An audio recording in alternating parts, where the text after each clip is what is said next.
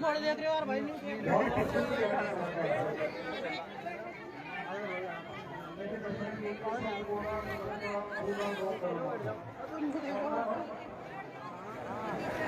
आप दर्दी के माध्यम पर बोला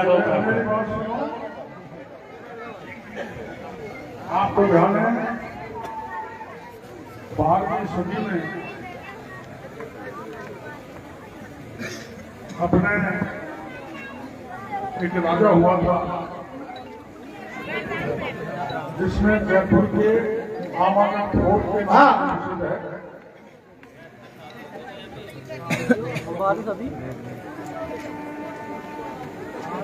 और वहां से विदर्भ में पंचमूर्ति तोड़ी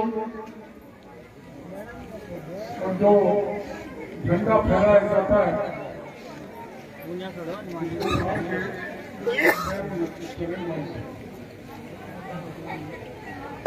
मैं सनातन धर्मी हिंदू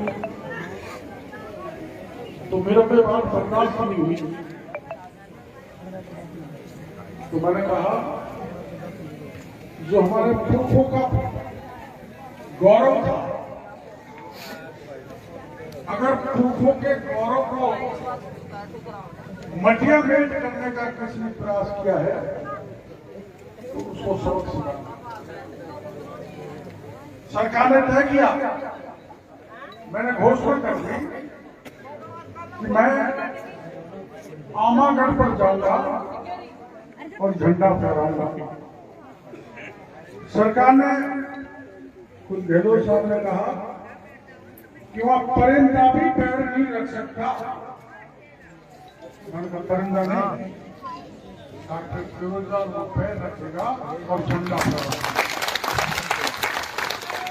सोशल मीडिया चलाते हैं, पता है पुलिस ने कहा कि 1000-1200 लाठी की शुरुआत में बंदूक को दे दी, सुरदेश को दे दी, अग्नि वर्षा भी दे दी, ड्रोन भी चला दिए जैसे यहाँ काम सके।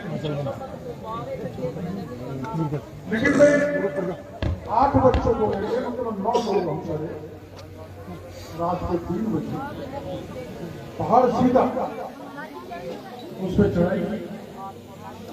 एक पहाड़ चले, फिर पहाड़ पर चले, फिर पहाड़ चले, फिर दूसरे पहाड़ चले, फिर उस पर चले, फिर उतरे, फिर 2.5 किलोमीटर की किले की दीवार की परिक्रमा करने के बाद 6:15 बजे सुबह जाके हमने कोई बड़ा बैठा मत वो पड़ेगी बैठा मत चुनाव का टाइम सब वो आशा ही नहीं बैठ रही हम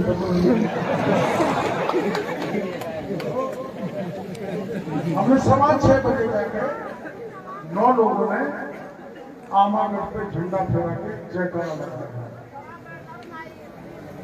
पुलिस उपनाथ एसपी कमिश्नर सब आ गए और कहने लगे आप कहां से चलते हैं पता करो कहां से चलते।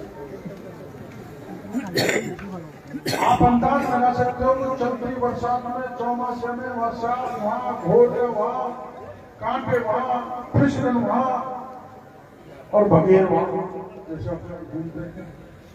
लेकिन चूंकि हम ईश्वर का काम करने गए थे, जिस भगवान पंच महादेव की मूर्ति तोड़ी उसकी झंडा लगाने के लिए थे, हमारा बाल बाका नहीं हुआ। हमने जाके वहां पर आमागढ़ पे झंडा फहराया। 6:15 बजे पुलिस आई, पुलिस ने गिरफ्तार कर लिया।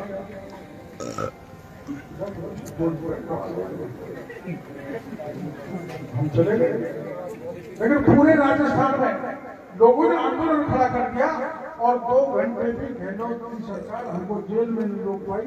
हमको सम्मानजनक तरीके से आप इस ताकत के कारण मेरे को छोड़ दो।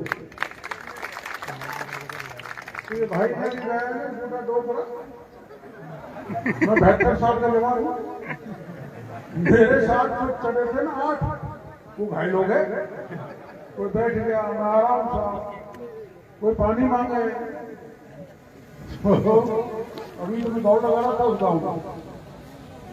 तो प्यारे भाई हो, गाँव वालों ने बताया कि यहाँ मेरे को दोबारा आना पड़ेगा। बिस्ना के ढांचा आप सुन रहे हो, मैं रोज उनके ढांचे सुनता हूँ, बहुत अच्छे कलाकार हैं।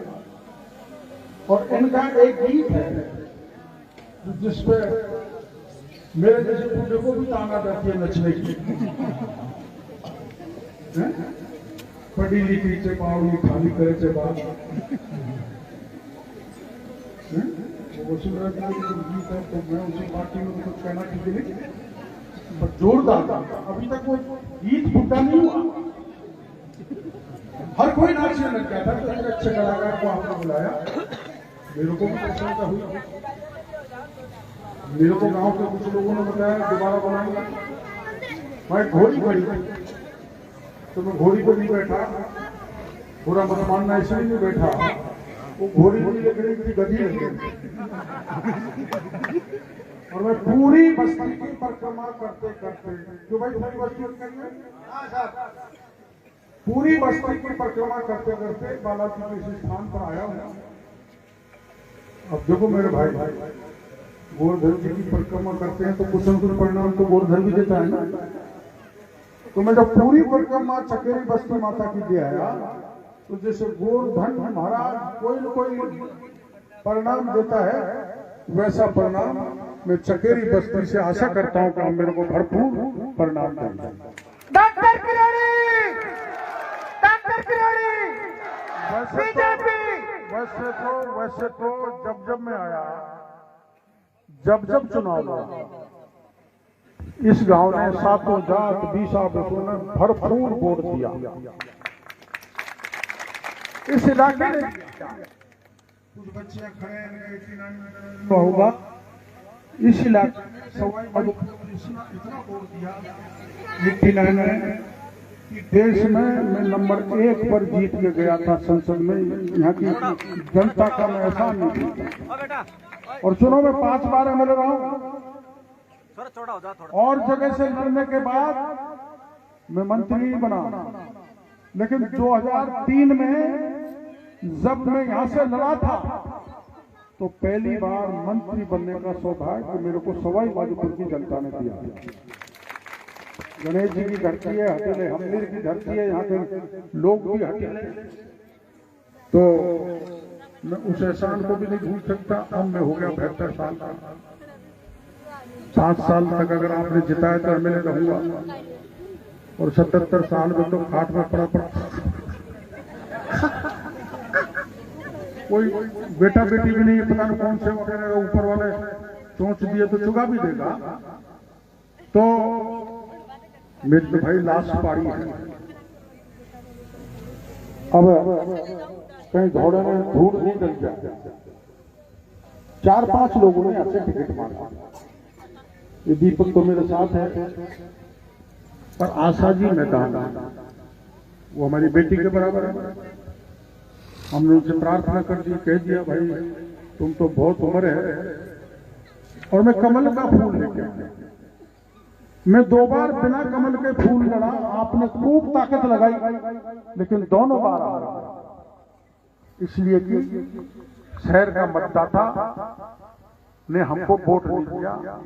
अब शहर का मतदाता हमको वोट देना चाहता है और गांव में कुछ लोगों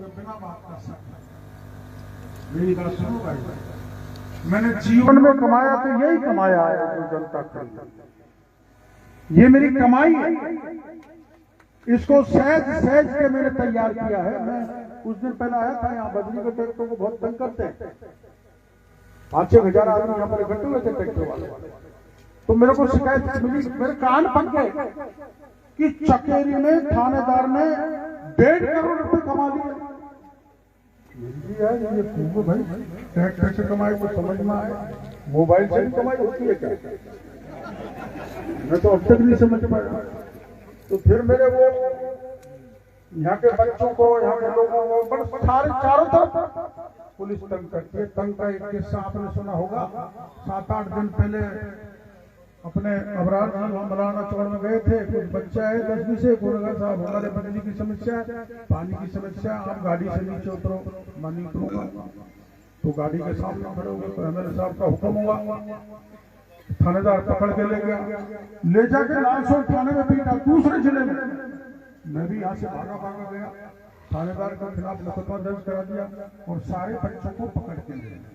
आप सुन लो, देश में कानून का राज है, कानून का उल्लंघन मत करना। सामने वाला कानून का उल्लंघन करे तो मेरे को बताना, थाने का पता ही नहीं लगेगा क्या।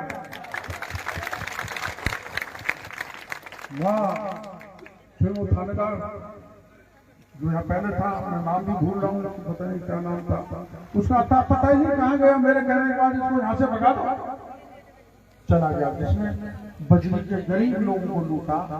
और वो क्यों लूट रहे हैं?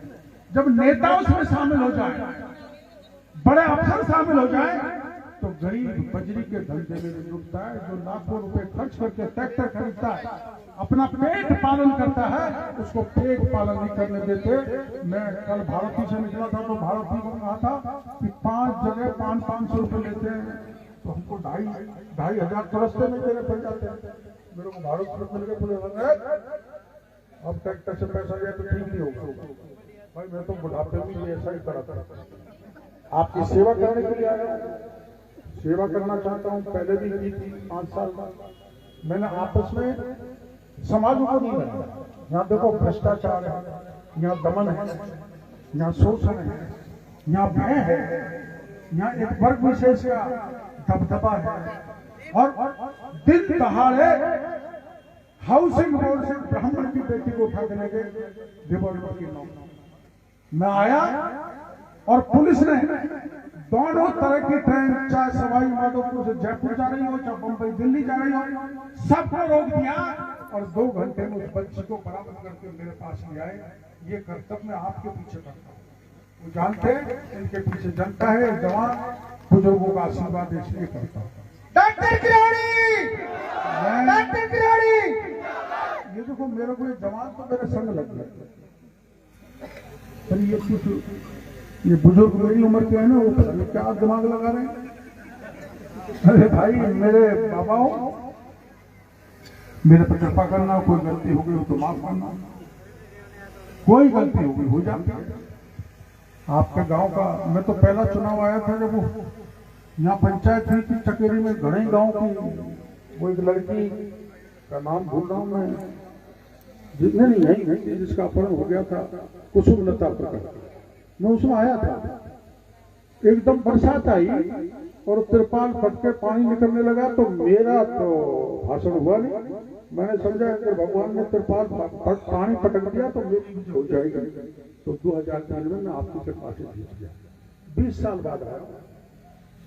पांडवों को 12 साल का वनवास हुआ था, भगवान राम को 14 साल का हुआ था। मैं तो 20 साल बाद आपके चरणों में आया। और लोकतंत्र में टिकट मांगने का अधिकार सबका। आशा जी ने भी मांगा। मैं तो आज उनके गांव गया था, लेकिन हमारी एक तो गाड़ी तोड़ दी, पंचर हवा निकाल दी टायरों की। मेरे पास सीआरपीएफ नहीं होती तो पथराव भयंकर हो जाता। 10-20 बच्चे आ गए, वहां दारू पी के धक्का मुक्की सी करने लगे। हम अपा बड़ा अपमानित फील किया, भाई वो गांव घूम रही है, हम कहा भी नहीं, आगे भी नहीं कहेंगे। लेकिन मेरी बात सुनो भाई, क्या सचिन पायलट का अपमान गुजर समाज सहन कर लेगा? क्या हनुमान बेनीवाल का अपमान जाट समाज सहन कर लेगा? क्या वसुंधरा का अपमान?